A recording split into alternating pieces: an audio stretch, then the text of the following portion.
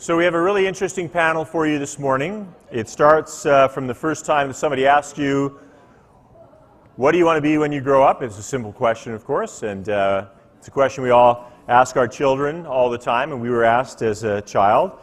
And just as important is the vital role that education plays in making those dreams come true and building the skills we need to get that dream job, and it's no different for persons with disabilities. They need to get the education they need, the training. What we found interesting in preparing for the symposium is that in Alberta, post-secondary education institutions were one of the first to get on board with inclusion, and for a long time have made their colleges and universities accessible to persons with disabilities. It means that we have a lot of well-educated Albertans with disabilities who are still unemployed, unfortunately. So today's panel is about how education is a strong pathway to employment. We'll talk about how to help persons with disabilities make that leap from school to work, and how we get industry to catch up with the level of inclusion that we're seeing in our schools.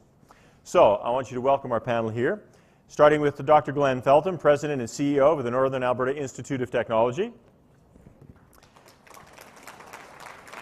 Dr. Feltham serves on the Governing Council of the Standards Council of Canada, is Vice Chair of the Polytechnics Canada, and Chair of the Task Force for Teaching Excellence of the Alberta Ministry of Education. By the way, I went to NAIT. I didn't graduate. I'll talk to you about that later. Dr. Ann Hewson is Director of University of Calgary's Community Rehabilitation and Disability Studies. She is an Associate Professor and Registered Psychologist with experience teaching in disability studies and evaluating inclusive post-secondary education initiatives in Alberta and British Columbia. Dr. Tim Lorman is Dean of Research and Faculty Development and Professor of Education at Concordia University College of Alberta. He was previously a classroom teacher. His active research interests include inclusive education and pedagogy, having published numerous books and peer-reviewed journal articles in these areas, along with presenting at major international conferences. And Joel Desjardins is a double graduate from the Civil Engineering and Engineering Design and Drafting Technology programs at State Polytechnique. For the past year, he's been working as a drafting technician at Focus Cooperation in their land development department. His ultimate goal is to move up and work in transportation engineering or design. And taking the mic from me and running with the discussion this morning is a champion in this field. Bruce Uditsky is the Chief Executive Officer of the Alberta Association for Community Living and is recognized internationally as an advocate and leader in community inclusion and social justice. Bruce serves on many government advisory bodies. He's been instrumental in the development of internationally recognized innovations, including Rotary Employment Partnerships, and in founding and expanding inclusive post-secondary education globally. Bruce is an adjunct professor at the University of Calgary. He's also the parent of a son with developmental disabilities. Please give a warm welcome to the panel, and I will turn it over to Bruce. Thank you.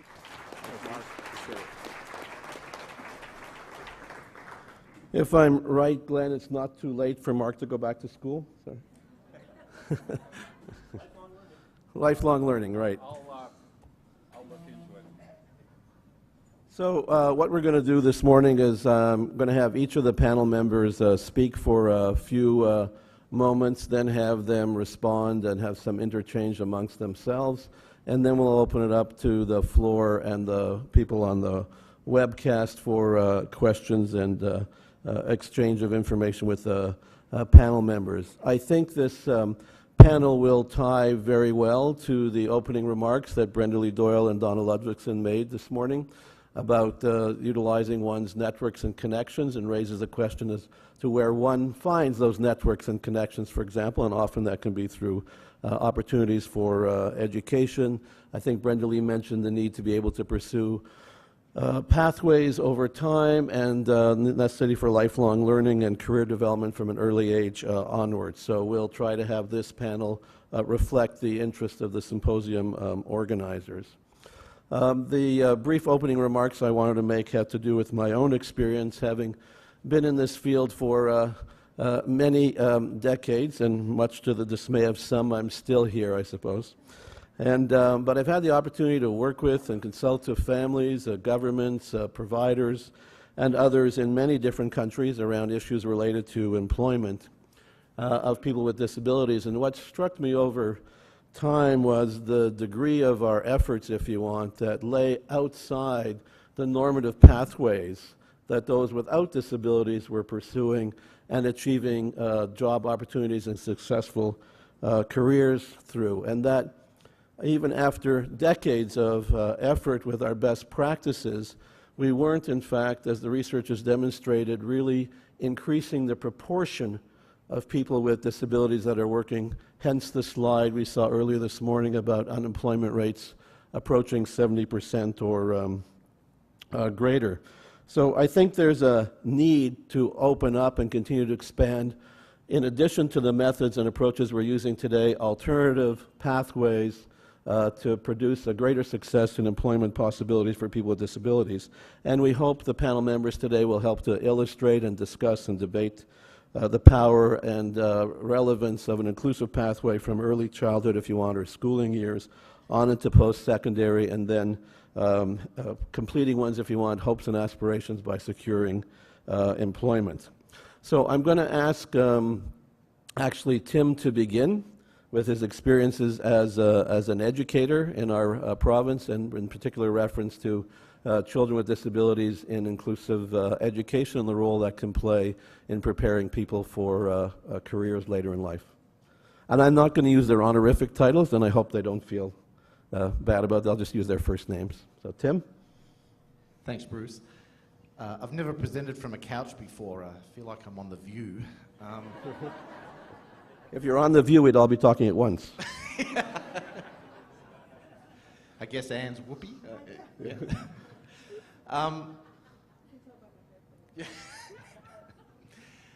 So I think everybody in this room, probably the reason you're here is that you want to see more employment of people with disabilities in the workforce, and really what we're talking about is inclusion. And inclusion starts, and career preparation, if you look at education as that, which it in part is, starts from a very early age. And it's very difficult logically for me to see people with disabilities going from educational settings where they haven't been included to suddenly having to flip a switch and enter a workforce that is by nature inclusive in many ways.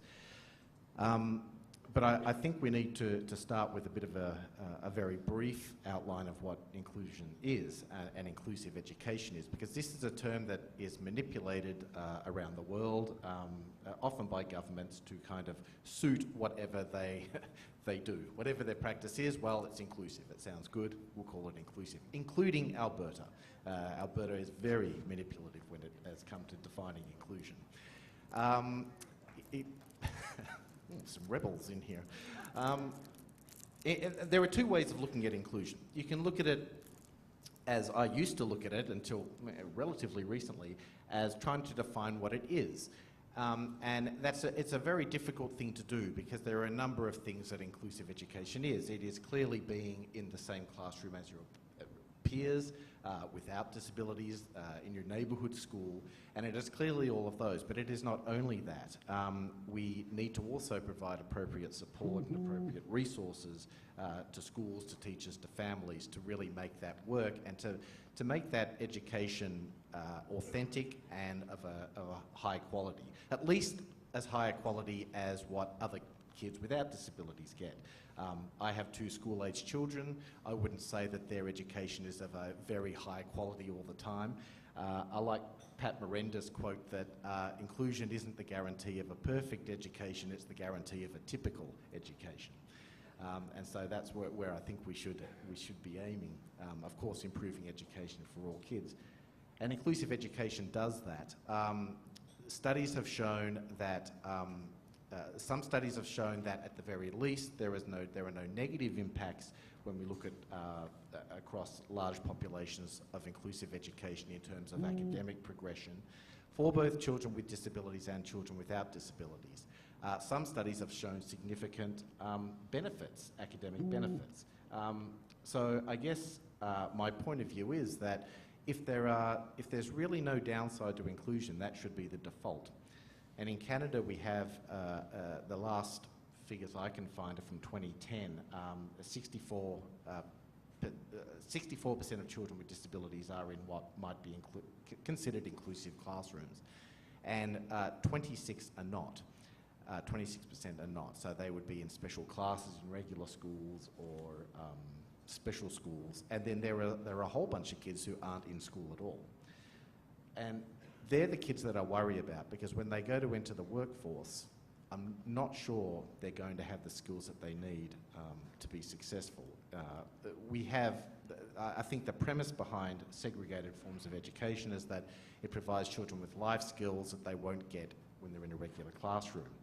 But if we unpack that and come at it with a view of what are life skills, what are important, I think, you know, I was guilty of this myself, working on things like fine motor skills, that's all well and good, but there are other skills that perhaps are more important. Social skills, extremely important. Communication skills, they are how we get jobs and how we sustain our position in jobs. So to get back to the definition of inclusion, the other way that I've come to look at it, and this has been shared mostly by Brits, is that it is removing barriers to participation. So if we look at inclusive education that way, and the reason I've turned to kind of liking that definition is that it doesn't matter what context you're in, you can do that. You can remove barriers to participation. And that therefore has a bit more of an international kind of resonance to it. But how does this all, how should teachers, how should educators work with students in order to prepare them for employment later on? And I think it's really important for them to keep an open mind, to realise that education is in part preparation for careers, but we can't, in the name of being realistic, we can't put boxes around kids. I know I was maybe not the greatest student in the world, especially in junior high, high school. I was about a C student. None of my teachers, and probably to be honest, my parents would have expected I would ever have got to the point of working at a university. Not that that's a terrifically wonderful thing all the time, but they would have put me down for another type of career.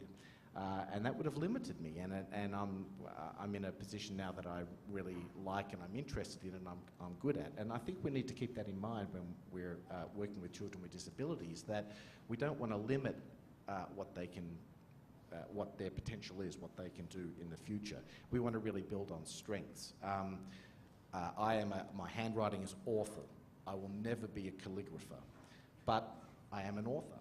And so there are ways to adapt, to work around the challenges that we have in order to build on our strengths. And I believe in inclusive education is the forum where that occurs in the most authentic way, and where children get the sorts of skills they need as they move forward into the workforce. Is that enough, Bill? Bruce? It's enough for the moment, Tim. I'm sure we'll have more questions and dialogue with you shortly. Now I'd like to have Glenn make a few opening remarks, and just to remind people that NATE appears to be as popular as a rock concert, with people lining up days in advance, apparently, to become potential crane operators. So we now have a rock star to speak to us. Well, thank you very much for that. And yeah, we're now to the point where we have close to 5 applications for each student admitted. And you know, when we're thinking about how we need to be inclusive, we also have to think about all of our structures and what we need to do. For me, though, the most important word is culture. So this is all about how do we build that culture of inclusiveness.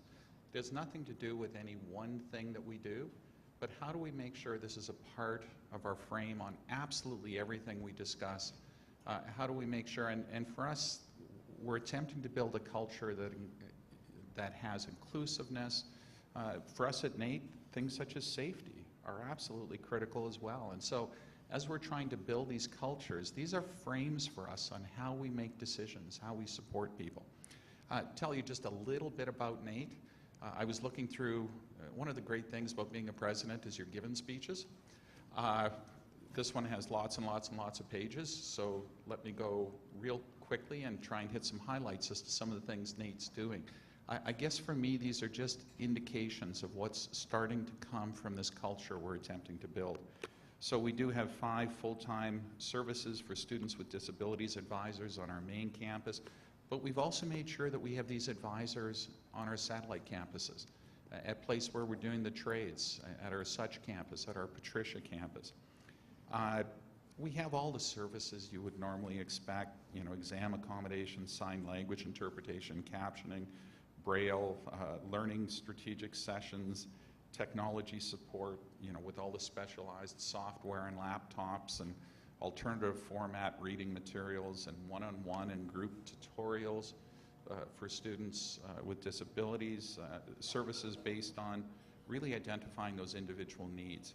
So, you know, but the thing is, it's not a check mark. You know, you can put an awful lot of check marks beside these things and go, wow, we have all this stuff in place. And yet if you take a step back, go, but is it really working? And I guess what I'm proudest of is I think it is starting to work at NAIT.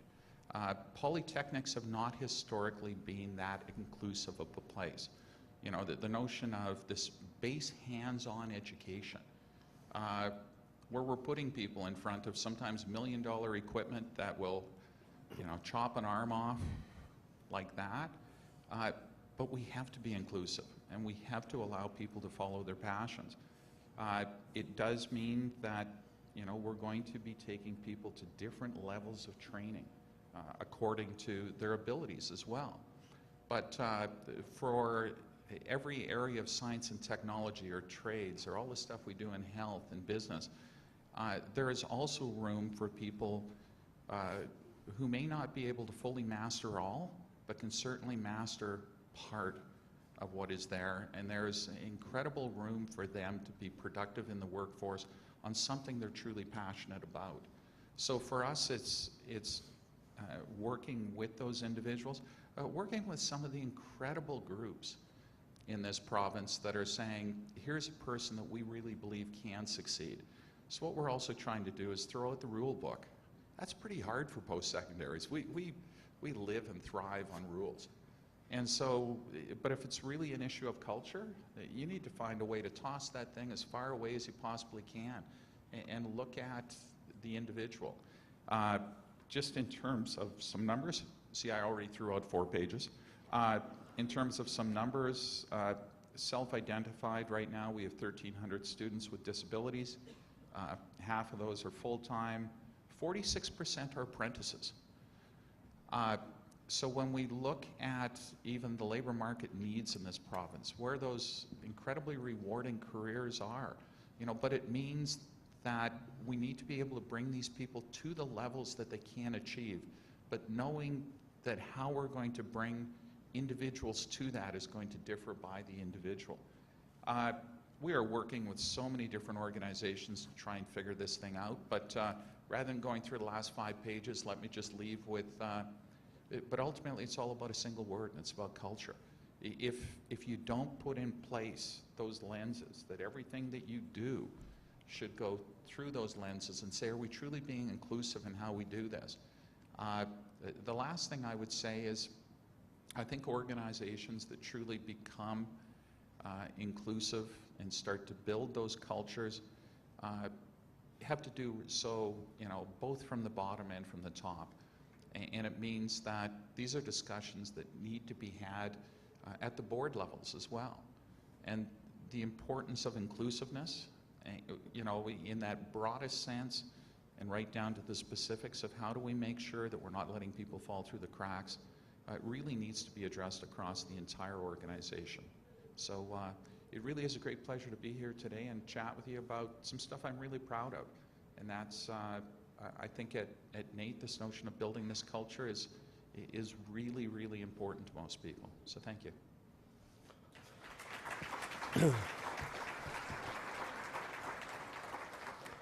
Thanks, Glenn. Appreciate that. Just so everyone knows, there are 9 students now with intellectual or developmental disabilities being included in NAIT, and every one of them is working this summer during the course of their studies. I'd now like to ask Anne, actually, to address some of her experiences with inclusive post-secondary education, both as a somebody in the area of disability studies who has undergraduate and graduate students with disabilities, as well as her work in enabling students with intellectual disabilities to be included as well. Thank you. It's a pleasure to be here. I think it's interesting just listening to the last two speakers to think about how it is that in post-secondary education, the most common experience, I think, in my knowledge of disability has been focused much more on sometimes teaching about how to learn about people with disability, how to research them, or how to understand their conditions or their situations, and much less about how to learn with them, how to be part of the same community, how to be together in an educational context. So what's been very exciting for me over the last 30 years is the growth and change in our understanding of the construction of disability, understanding who people are, and really shifting our notion about how powerful and important and influential it is to be together, diversely learning what it is we need to learn as adults to participate as meaningful citizens in our communities. So community rehab and disability studies, we've been around for 35 years, but in the last 25 years, I've been most excited about being part of an inclusive post-secondary opportunity for students with intellectual disabilities or developmental disabilities.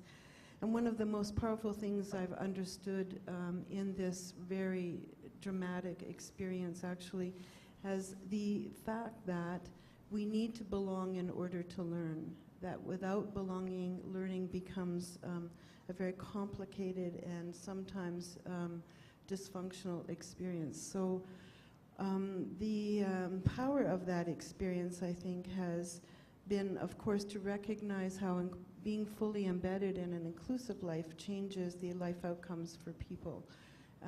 We know that people who are, as Tim talks about, being included right from the earliest experiences as young children, starting out in public education and then moving into the possibilities of post-secondary education, is that they have much different outcomes in their lives. They're healthier, they're less likely to have been abused or violated, they have much improved ability to understand their own learning, so they know more about how to tell people what they need in order to be supported to learn well. They have friendships, relationships, and social networks that just are much more expansive than they would be in congregated special settings.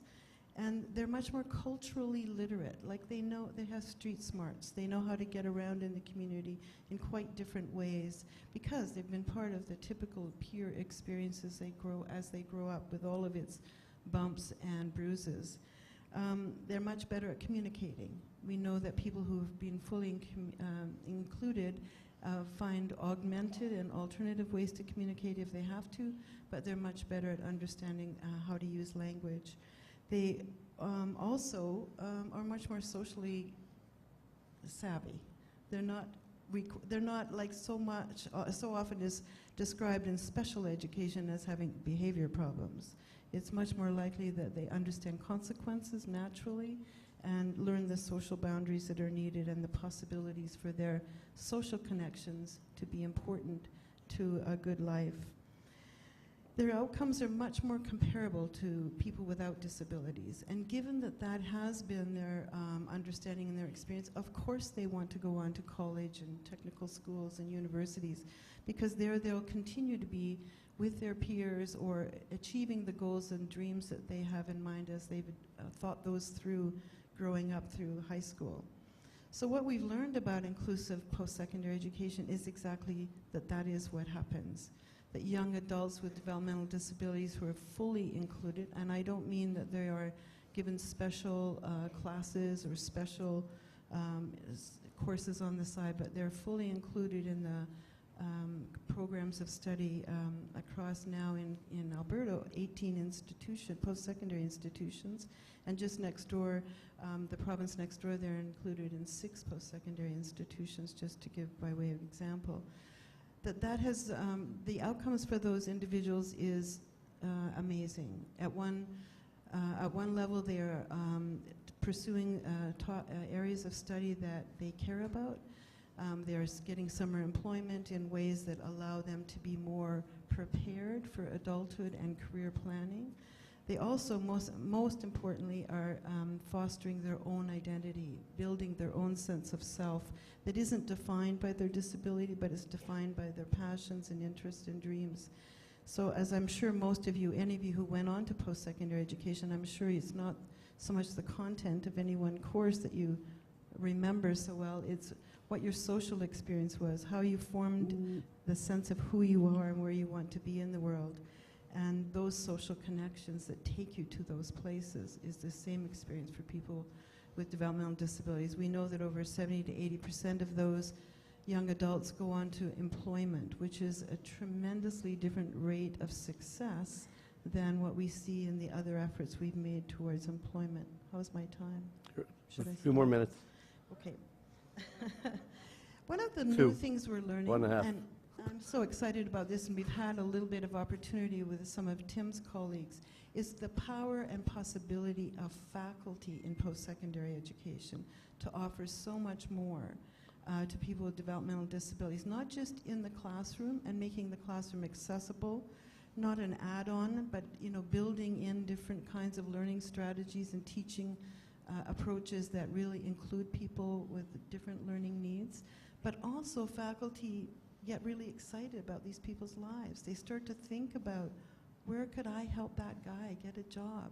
Or where might he get some summer employment? He may not be my high flyer 90% research assistant potential, but he might well be able to work in this career, in this field. So I've been amazed in the evaluations I've done to hear how many faculty and instructors in post-secondary education are thinking about the careers and future potential jobs for people, and have given a leg up or a hand out to support that person to do so, made those introductions, made that connection and network available to the student. So it's been a very interesting, I think, explosion of ideas about all this capacity that we've never really taken advantage of in the past that's available to young adults. Great, thanks.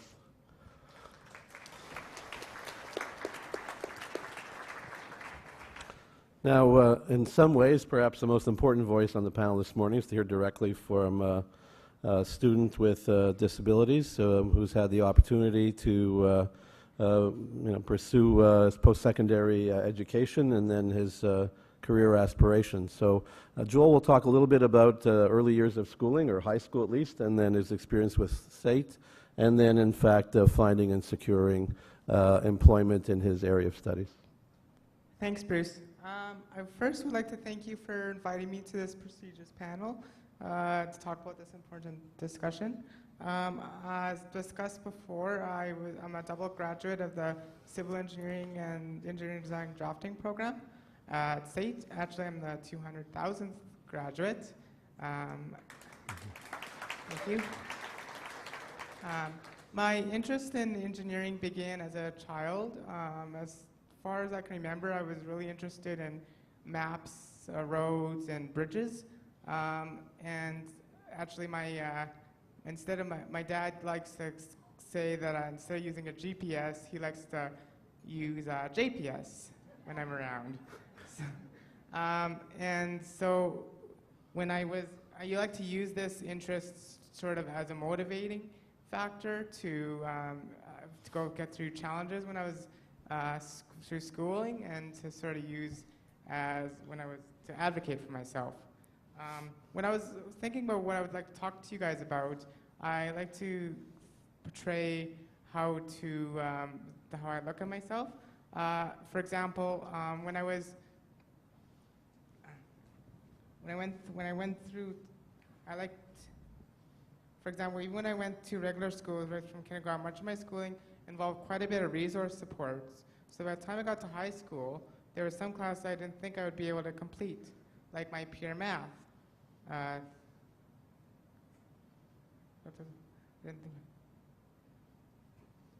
chose the applied math course because I hadn't even been very successful in math previously. It turned out I did very well in that course. So over the summer between grades 10 and 11, I decided to take the peer math course, and I ended up doing very well.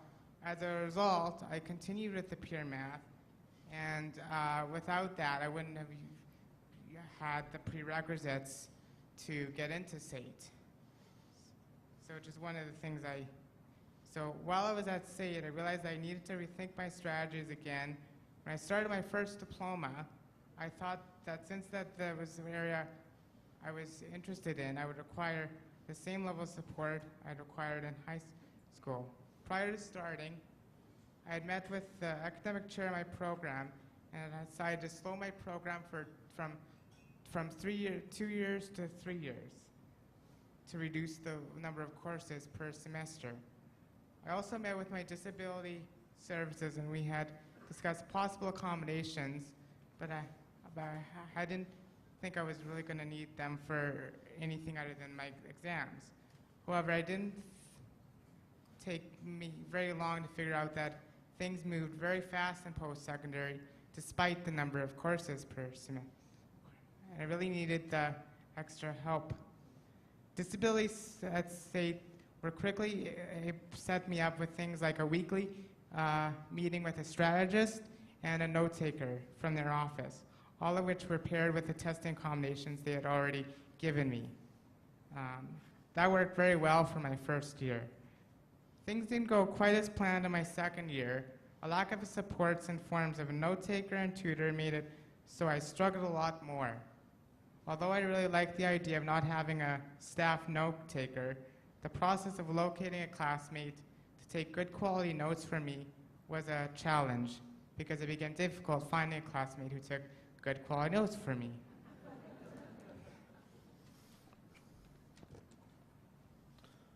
Sorry, the page turning was a little bit. Locating a tutor, well, I could go on all afternoon about that one.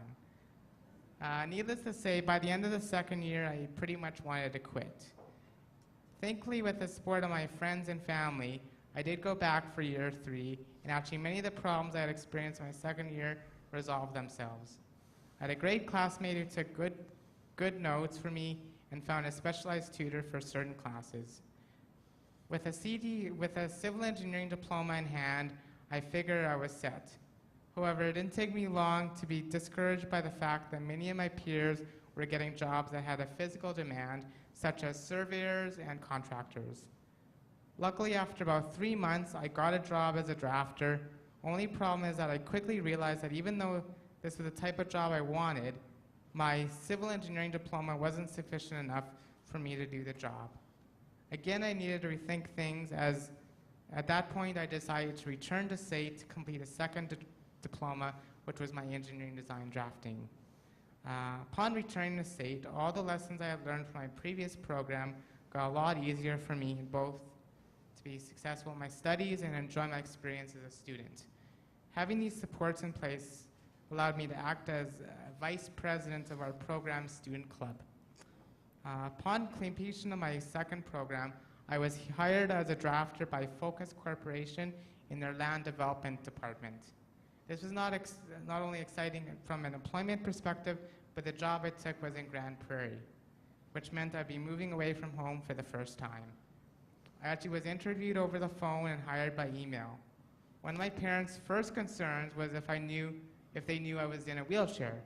The concerns were quickly put to rest when the second email I received from my boss after my offer letter was a series of links to Grand Prairie disabled resources. Needless to say, Focus has always been completely supportive of my physical needs, both in the Grand Prairie office and now in the Calgary office, where I was transferred to last November. My next role is as a homeowner, as I just bought a new condo in Calgary and will be moving in a couple of weeks. I expect it will be filled with new challenges. As I have learned from my previous ones, it is certainly worth it. Thank you. Thank you.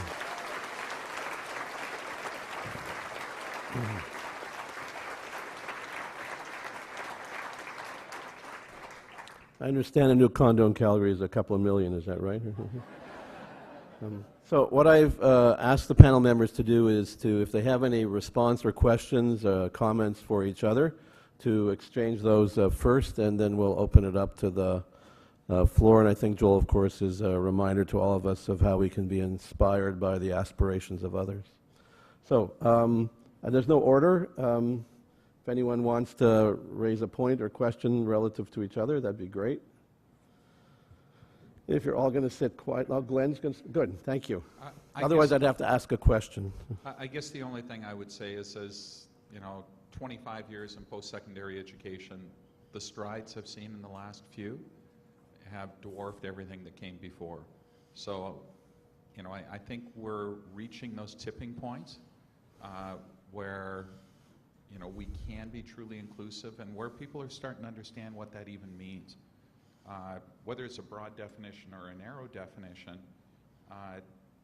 the strides that I'm seeing across all post-secondary institutions are huge. You know, I'm fairly proud of what I'm seeing in terms of what post-secondary institutions are now attempting to do. Believe me, it ain't easy. These discussions are discussions that sometimes start from quite significant ignorance, even, you know, as we're trying to say, you know, but, you know, we do need to, saying no is too easy. I just cheated and did something else, and that is I just read the note on, Glenn, here's what we expect you to talk about. And so I did miss one thing, and that was, you know, getting back to this, how do you get inclusiveness across those programs? There's going to be natural resistance, either for safety purposes or just a belief that, you know, people with disabilities fundamentally can't do this or whatever. I think what we've done very successfully at MATE is we're chipping away. For each program that we're introducing individuals with disabilities into those programs, those success stories are being told to other programs, and it is cascading, and it's cascading quite quickly. And so I think our successes are what leads to others challenging perceptions that they may have. Yeah, I think that's absolutely true in terms of what I've seen at NATE and Concordia and others with respect to the fact there are today more possibilities in terms of openness and flexibility than we're yet capitalizing on, which is kind of interesting to be in a point in time where in many ways those possibilities are somewhat ahead of us taking advantage, being yet able to take advantage of them. It prompts me just to think a little bit about the students, the peers who are in colleges, universities, and technical schools, those students who are sitting next to somebody with a disability. One of the things I've really learned about more dramatically in the inclusive education experience is how peers have had popular images of who they think people with disabilities are, how they're represented, and those myths get shattered by being really in relationship with someone, and how significant that is to the changes in our culture, the changes in our community. But it is also something that has to, I think, be intentionally facilitated. And this is one of the challenges I think about, because one of the jobs of Community Rehab and Disability Studies is training people to work in the field to support people with disabilities to have good and decent lives. So it means we have to think much differently about how we represent people with disabilities, what we expect of them, what is our job when we're out there supporting people. Because what the peers have told me when they've been sitting next to someone with a obvious disability in their classroom is that they didn't know how to talk to them. Now that would seem odd, wouldn't it, really? Because most young people know how to talk to each other, especially if you're in post-secondary education. It wasn't because they were afraid of them, it's because they didn't want to say the wrong thing. They didn't want to use the wrong language. They didn't want to hurt somebody's feelings, but they felt sort of confused. I think that comes from what they learned as they were going through public school and education. I wonder, Joel, if you could talk about that. Yeah, I was just gonna say that kind of a spin to what you were saying about to the peers. For the student to, I guess, talking to the instructor, I'm not sure if there's a fear component because of the authority in place, but I think even though there are certain accommodations they may need, they might not actually come forth to tell them about it, just because there's that sort of fear in terms of authority. So I think there might have to be something just to make them feel comfortable about expressing what they need in post-secondary and what they need for accommodations too. So just something. I'm not sure if you want to add more to that, Anne, or. Yeah, I think a lot of students need to feel that they can direct their own supports and that they can be part of any of those places where the institution itself is trying to figure out how to accommodate best. One of the things that I really think is challenged and changed, and I'm sure, Tim, you can speak about this, is in universal design, the notion that you're not adding on ways to educate people, but you're fully building it into the way in which you deliver all of your teaching opportunities with a wide range of students. Yeah, this is a difficulty that's both in K-12 schools and is probably more apparent in post-secondary environments where instructors feel they're there to teach the content of a course. I have to deliver X, Y, Z. It's in the syllabus. It's what the students require to be able to, for example, be a functional professional in this area later on in life. And so they really struggle with the idea of having to make significant accommodations or use multiple forms of assessment or representing things in different ways. That being said, as you know, our experience at Concordia has been that where instructors have really embraced the post-secondary inclusive education, it's really transformed their practice. And they're more open to not adding things on, seeing as inclusive education as this add-on, and there's this kid who comes and then I have to do a special assignment for him, but really trying to open up the way their course works for all students, and the way, maybe even something as simple as the way they present information. They might use more visuals, there might be many other ways of presenting things that actually help the whole class, and we find this in K-12 schools as well. So that's one of the advantages where they embrace it. And we found that to take up Joel's point from earlier, that initially many instructors do fear having when they hear, oh, there's a post-secondary inclusive education student coming into my class.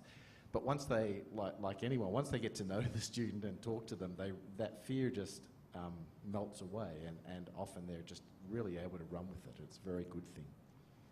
I also found, because at SAIT with the smaller class sizes, it becomes easier to talk to the instructor, where I know, I haven't been in university, but in the university setting where you have like 200 people, it can be a little bit,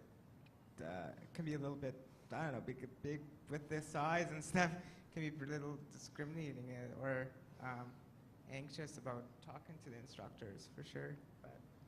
This is a problem also not unique to people with disabilities. When you're in a class of 200, it's very difficult for all students, I think. Tim, can I ask you one last question for Tim, and then we'll open up to the floor. Glenn commented on, efforts to overcome resistance and hesitation, and in your opening remarks, you mentioned, the inclusive education at the school level is not necessarily well understood. And as a teacher-educator, any ideas of what we could do to try to further inclusive education in schools so that it leads to inclusive post-secondary education and employment?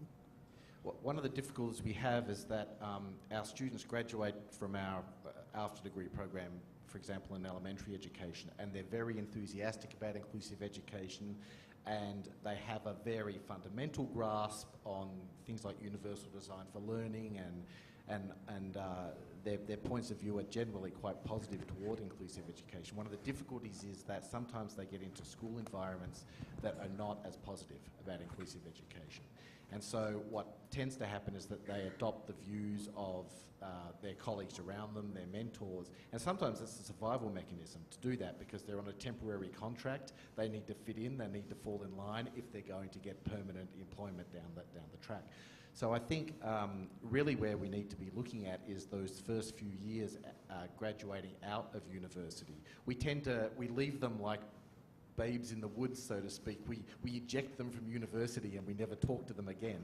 And I think this is problematic. It would be really ideal if there was some way of coming back and touching base from time to time and discussing some of these issues, and having good mentors in schools that are going to sort of put forward the points of view that are pro-inclusive. Great, thanks. Maybe that's an idea we can pursue in the near future. I'd like to open up to the floor and the web, people on the web, for any questions or conversation, and I think we'll start with somebody on the web first, if there is a question. We've got a very active web chat going on, so Are they having their own conference, or? well, it's sort of in parallel, so we're adding things as we go. First of all, though, the message for Joel, that there's a whole bunch of people sitting around a computer at state cheering to see you here today. And but the question perhaps maybe is more for Bruce. Inclusive I'm not on the panel. I know you're not, but I'm sorry people don't differentiate when they're asking questions. Inclusive University is also too late. And is there such a thing as inclusive early childhood education? And then other questions are, how can K-12 schools and school boards get connected to employers to improve their job experience programs for kids with disabilities? Well, those are really great questions, actually. I'd say it's more than one, and difficult to answer with brevity, so I'll just touch on them very quickly. I think, in fact, there's been great success with inclusive early childhood, and for quite some decades now. We need families to better understand the value of that option, actually. We need to invest our public funds in where they're going to have the greatest benefit, and that is in inclusive early childhood. And we need people to be better informed about the limitations of exclusionary, if you want, early childhood education, because most career development begins for us actually in early childhood. That's when everybody's asking, what do you want to be when you grow up? That's when your parents are saying, you will work because I will be taken care of when you're older, etc. And so, you know, you're drawn along that, you know, pathway and pulled into that world. And when children at a very young age step out of that world, it's very hard later on to then say, now you're 18 or 20, now you should be included in employment. I think there are school districts that have been employed individuals with developmental disabilities and other disabilities, which is a great way, including faculty and teachers, to learn to be an employer. But I think as well, where schools have been really weak in terms of special education is in the transition process. And so many schools' environments are still disconnected from what you're hearing about the depth of the experiences of people on this panel. How to bridge that gap, I think, is something we haven't yet figured out, how to draw education into the same framework that we're here today. Addressing still needs to be pursued to a greater degree so that there are opportunities for employment after school. And I think you would have heard yesterday about the data and the research that shows if young people with disabilities in high school have the opportunity for work outside of high school, real work, not work experience during the day, but on the weekends and evenings in the cool places, young people go to work, of which I have no idea what those are at this point in time, that prospects for employment after school increase dramatically. So the more we embed people in a normative pathway with appropriate supports, the more likely we'll see transition into employment. Can we have a question from the floor? Should we start here and then move to my right? I was recently diagnosed with high-functioning autism, and I now find myself in the post-secondary environment, not necessarily in the best spot, but I also look at a program that the AACL is running for others that aims to provide not only inclusive post-secondary education, but also career assessment and tailoring of the educational experience toward that niche career goal. And I'm just wondering, how is someone that's not eligible for PDD funding supposed to take advantage of such a post-secondary inclusive environment when the one I'm in is not as inclusive as the environment that I keep looking in and having conversations with, and the people at that program say, well, we may be able to help you, but then it always comes to the issue of, well, PDD funding for some worker that is part of that, but I've managed to find another support program that is able to provide me with a support that's similar to the funding for the said worker. I'm just wondering, are we ever going to include high-functioning people with autism in said programming? Okay. Yeah, that is a dilemma that's well recognized, and while I think the answer is yes, the time frame is highly problematic still. But I'll see if the panel has any response to that rather than myself.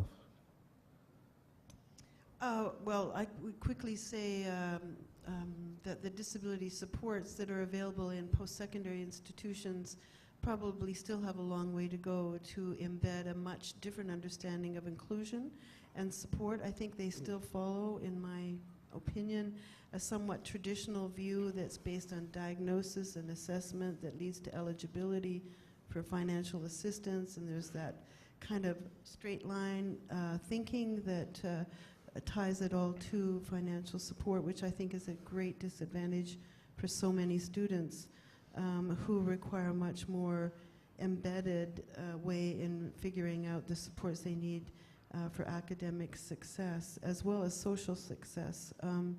So I think that there have been a few studies that have been done around disability service supports.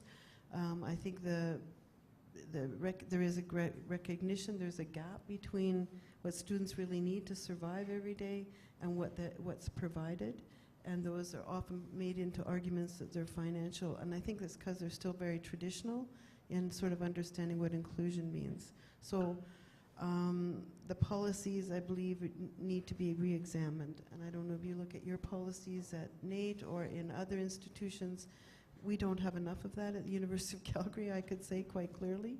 And I don't think there's a strong enough student voice that should be also part of that discussion. It should be guiding the service, not being just the recipients of it. Just following up on that, it gets back to that word for me of culture, that we need to start to look at how we manage each circumstance in a way that's appropriate and moving sort of beyond rules. But I think we do have a ways to go. I think government is genuinely interested in how to figure out to make things more seamless, but I do think it also relates very clearly to what Glenn has said. To get the actions that Anne was describing, we need the leadership of those institutions to embody the culture that Glenn and Tim and his president and sets represent. And at least from ACL's perspective, I can share that from we're quite prepared and want to see the universities and colleges and technical institutes themselves adopting a cultural approach, if you want, to inclusion, because otherwise there's still the prospects of even good inclusive post-secondary education for people with developmental disabilities becomes marginalized in that context. So we need to, I think, continue to work in a more concerted way to create the supports that that young man was describing are needed for his success. Can we go to the right for a moment? Okay, good morning, My everybody. right? You're right? Okay, good. Hey, that's you, Lorna. Yeah, I'm Lorna Sutherland. I'm a parent of a young man who has a developmental disability, I'm also a teacher and a researcher, has been fully included all of his life in regular classrooms and went through post-secondary and was fully supported by Alberta Association for Community Living. Thank you very much. And I wanted to address what Anne was saying about the social experience and the identity and the social connections that one forms within a community of learning at a post-secondary level, but throughout all of the school years as well. And I think that Alex is living proof in a way of how people can do well if they have the proper support and the proper educational direction and the passions and the interests and so on to be able to pursue his dreams and employment. And so I thought Anne very well articulated all of what the the outcomes are, as well as other members of the panel as well. Thank you very much. And I want to happily say that Alex has been working ever since he has graduated from Strathcona High School and the University of Alberta. And I think that when you talk about living in a community and working in that community as well, and having that ability to have these wonderful outcomes, I really feel so grateful that we actually did pursue this, and that he is doing, touch wood, so well. So thank you very much. Thank you. Thank you. Sharon, is there another question from the web? Yes, a comment and question mixed up. To ask the panel to clarify, and this was new to me, so I thought it probably was important for the room, that apparently the term inclusion historically has been related to people with intellectual or developmental disabilities, and to confirm the suspicion that the panel is using the term to mean all kinds of disabilities and even other kinds of marginalized groups, perhaps. Yes. Next question. So that is very much so that the experiences people are referring to are, the jargon usually is cross-disability, and in fact, from their frame of reference would include other groups that have experienced marginalization and exclusion. So it's the nature of inclusive schools, inclusive communities, inclusive employers, reflecting each of us, irrespective of our personal identities, having a value and sense of belonging. So we don't have much time left. I can feel the hook approaching. So can we take one more question from the floor? I think we have enough time for a quick question. Okay, I'll make this real quick. I just wanted to say thank you to Joel. Congratulations, you did a heck of a job. Thank you. And there's one other very important person in my life that stated a couple of words here. It's Martin Luther King. I have a dream. Now, with that dream, I'd like to take disabilities, any disabilities, to the next level. We have to respect and look and take people for who they are and what they are. I'm old-fashioned. I grew up, my mom and dad, well, the accident I was in, my dad was killed at a very young age. But I grew up with a brain injury. My mom didn't even know what was happening. But anyways, to the fella from NAIT, 26 years ago I went to NAIT, and there was no such thing as a person to help you out. So at that time, I had a very wonderful wife, and I still do 38 years later. I ended up with a low pressure boiler engineer ticket from way back when. But that came at a very big cost. So, like I say, let's take a big look at ourselves, because it's not an easy trip. Thank you. Thanks very much.